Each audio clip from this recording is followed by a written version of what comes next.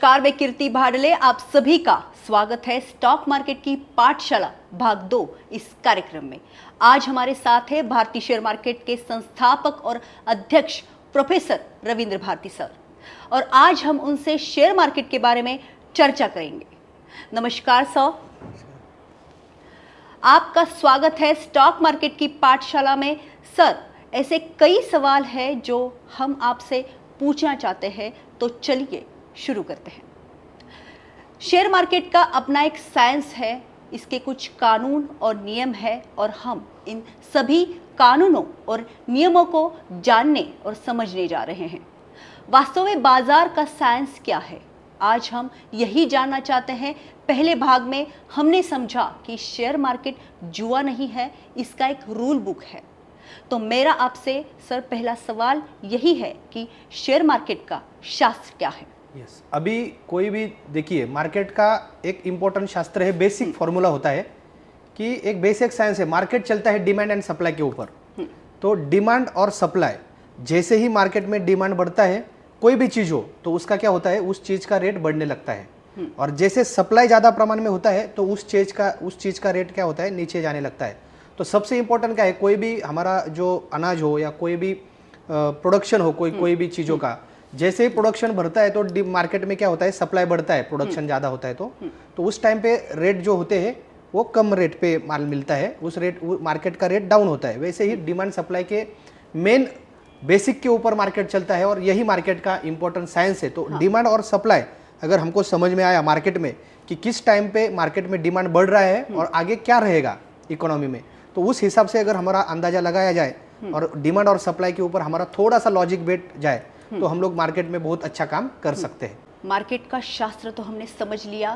Sir, अगला सवाल यह है कि पैसा बचाना है, इसका मतलब यह है कि हम पैसा खोना नहीं चाहते। तो क्या इसका मतलब यह है कि हम पैसा खोने से डरना है हमें, या नहीं डरना चाहिए? क्या कहेंगे आप?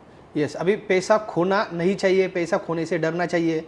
वॉरेन बफेट जी हमेशा कहते हैं don't lose money, right, and वो कहते हैं कि नेवर फॉरगॉट दिस रूल।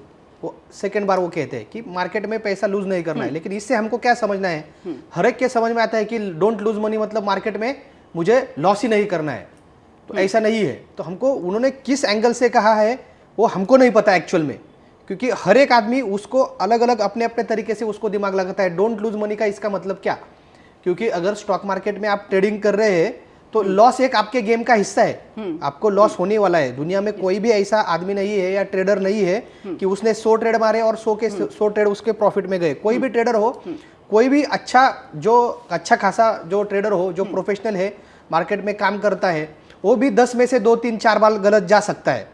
ये मार्केट का रूल है। तो loss is part of this game, आप लॉस को टाल नहीं सकते। लेकिन मार्केट में क्या है, लोगों को लॉस करना नहीं आता है। मैं क्या बोल रहा हूँ, लोगों को लॉस करना नहीं आता है। अभी लोग बोलेंगे सर हम तो बहुत लॉस करते हैं मार्केट में, हमको तो लॉस करना आता है एक्चुअल में।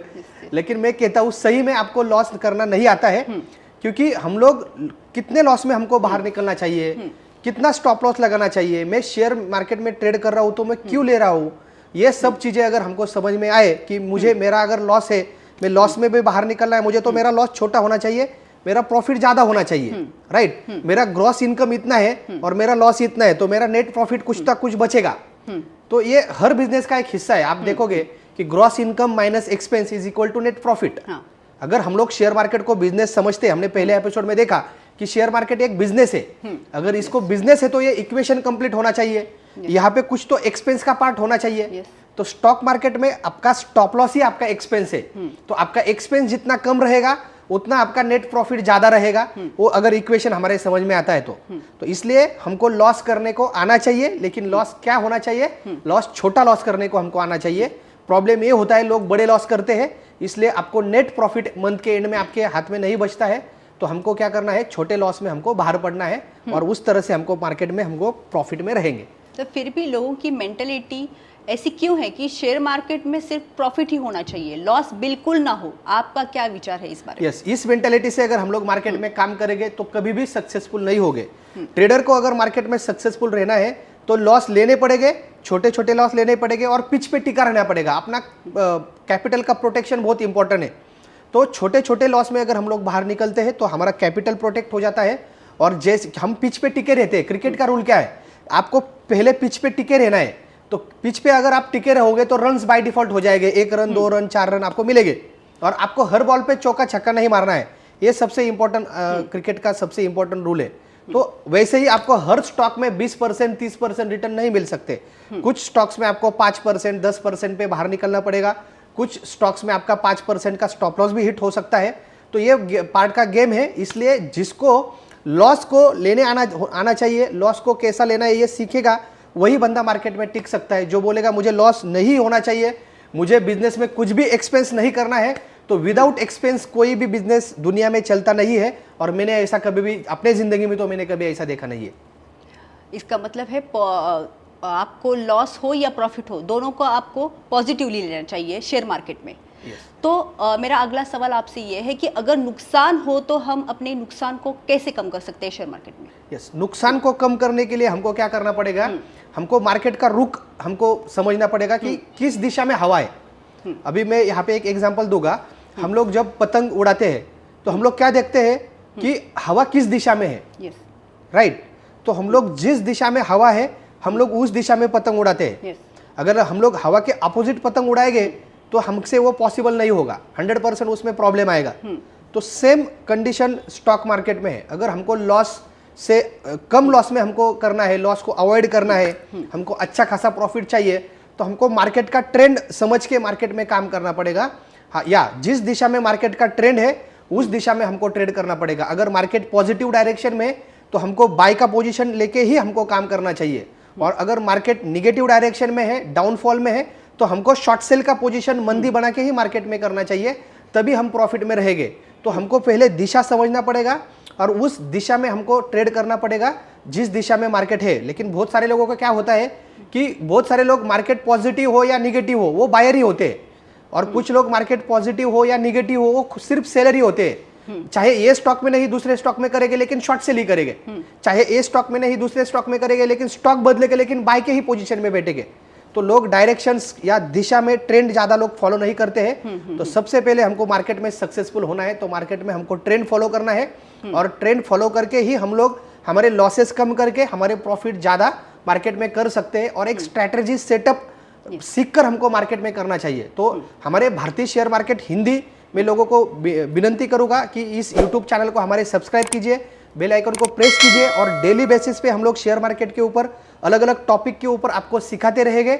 और हो सकता है अगर कोई डाउट होगा आपको तो 07057101010 इस नंबर पे ऊपर आपके जो भी सवाल रहेंगे स्टॉक मार्केट के बारे में उसके ऊपर आप लोग जानकारी ले सकते हो। सर, शेयर मार्केट में इन्वेस्ट कैसे करें, कृपया इस बारे में अपने दर्शकों को मार्गदर्शन करें। अभी शेयर मार्केट में इन्वेस्ट कैसे करें ये हर एक पर्सन के ऊपर अलग अलग पर्सन के ऊपर डिपेंड है। कोई लॉन्ग टर्म के लिए मार्केट में आता है, कोई शॉर्ट टर्म के लिए आता है, किसी को इंट्राडे करना है, किसी को स्कैल्पिंग करना है। तो हमको ये समझ में आना चाहिए कि मुझे क्या करना है, मैं एज अ ट्रेडर मार्केट में आ रहा हूँ या एज अ इन्वेस्टर आ रहा हूँ। तो मुझे लगता है जनरली 80-20 का रूल फॉलो करना चाहिए। 80% पैसा जो है वो लॉन्ग टर्म इन्वेस्टमेंट में लगाना चाहिए, और 20% फंड जो है वो शॉर्ट टर्म ट्रेडिंग में लगाना चाहिए, और इस हिसाब से हमको आगे काम करना चाहिए। इसके बारे में और डिटेल में आने वाले एपिसोड में मैं और डिटेल में बताऊंगा। अभी हमारे पास थोड़ा टाइम कम है, लेकिन नेक्स्ट एपिसोड में हम लोग इसके ऊपर और डिटेल में जानेंगे। श्रोताओं के लिए सूचना, कार्यक्रम के तुरंत बाद भारतीय share market Hindi YouTube channel को सब्सक्राइब करें, वीडियो को लाइक और शेयर करें। शेयर मार्केट के बारे में हमें और भी कई बातों पर चर्चा करनी है, तो चलिए फिर से इसी जगह पर मिलते हैं इस कार्यक्रम में शेयर बाजार के बारे में चर्चा करने के लिए प्रोफेसर रविंद्र भारती सर के साथ स्टॉक मार्केट की पाठशाला में। धन्यवाद सर।